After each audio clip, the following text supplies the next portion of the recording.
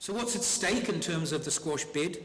Well, it's a place in the 2020 Olympic Games, the venue of which is not yet known. It will be decided next year. It's currently on a short list of Tokyo, Madrid and Istanbul. For us, the proposal that we've made is that it would be a 64-player tournament, individual, 32 men, 32 women. Obviously, it's an opportunity to transform the global profile of squash, to unlock, which is not only true in the US, but in many countries in the world, on government funds for the sport. Because the truth is, in many of those countries and big markets like China and Russia, if you're not an Olympic sport, then there's very little chance of any government funding. You're not usually on school sports programs and on the curriculum.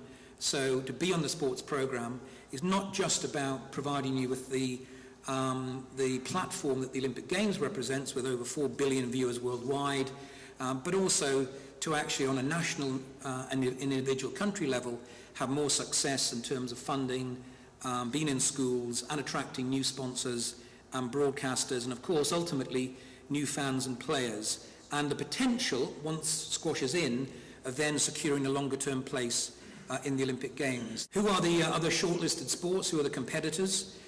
Baseball and softball have actually mounted a joint bid. Baseball in a sense representing the men's version, and softball the women's version of a similar sort of sport. Karate is bidding again. Roller sports, which is, you'll probably know it if you have kids, where you skate in line around streets and corners. Sports climbing, which is basically the things you occasionally see in community clubs and youth clubs, where you climb up on mock mountain faces. I wouldn't say a sport that is that well established and well known, but currently on the short list. Ourselves, wakeboarding, wushu, which is a Chinese martial arts sport, plus this one sport from London, which we don't know which it will be, and I'll show you the decision-making process in a moment. But in essence, there's going to be an unknown factor in the race, because the IOC, in reviewing what they call the core sports, the 26 core sports in London, will make a decision to exclude one from the future games and put on our shortlist, and they've got to come back and compete and be a part of the voting process in due course. So in terms of the messaging that we've been developing in the campaign, very much focused within the Olympic world. We'll show you some of the broader campaigning we've been doing, but that it's a growing sport with global appeal. The question asked earlier about the number of players, actually what we've gone for is saying it's played in 185 countries with over 50,000 courts, because actually judging exactly the number of players is, as you know better than I do, quite complicated. But we're using things like World Squash Day on the 20th of October to show that it is global. All 5 continents have produced men and women's world champions. And this is important in terms of saying that it not only has global reach, but it's played in countries that traditionally may not win medals at the Olympics. And it's got champions from countries that traditionally don't win medals at the Olympics. So Nicole David from Malaysia is a pretty good example of that. You've got successful, established professional men and women's tours, a unique ability because of the capacity to just put a court wherever you want, Grand Central Station in front of the pyramids, on the marina in Hong Kong, to showcase a host city. So it's good for Olympic cities to have squash. It's easy and cost-effective to integrate into the games. We're talking 64 athletes, 2 competition courts, and a 5-day tournament schedule. So it's a cost-effective. Plus, of course, it's tried and tested in the multi-sport events. It's played in the Pan American Games, it's in the Asian Games, it's in the Commonwealth Games. So you don't need to worry about squash being integrated as a part of something such as the Olympics. Squash has a strong anti-doping record. The game would truly be a pinnacle for squash players. Nicole David has said very helpfully that she'd trade all 6 world titles to win an Olympic gold medal. This is the sort of thing that is music to the ears of the IOC. That squash is, in many ways, the essence of Olympic sport. It's gladiatorial, it involves huge levels of fitness and athleticism, It's about strategy, it's about skill, so it has much that, in a sense, the Games and what Olympic sport should be about.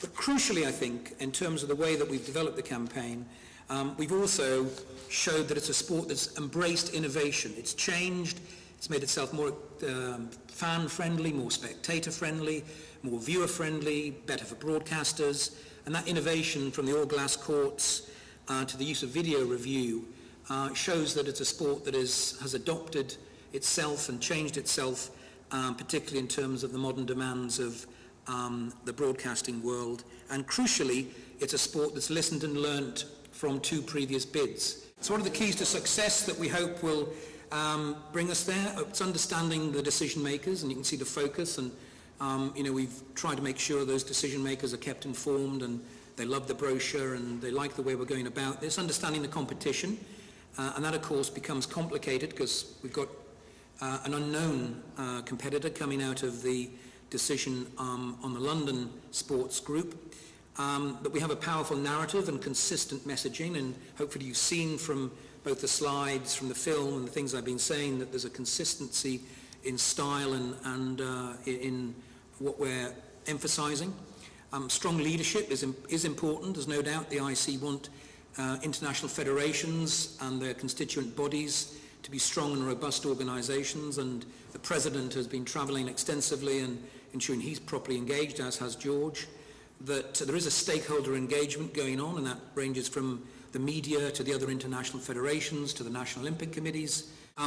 Winning over the media, particularly the media, the very specialist media that exists in the Olympic world, making good use of our advocates, but particularly the athletes who really are, in a sense, the true voice of what this would mean to them in gaining Olympic membership.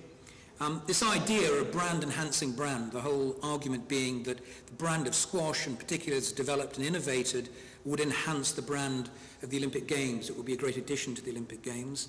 We're trying to be both rational about how easy it is to integrate into the Games, cost-effective, flexibility on location, with a bit of an emotional pull in showing that not what just it means to the sport, but also an emotional sense that you can actually reach out to new nations and new medalists if you got squash involved in the Games.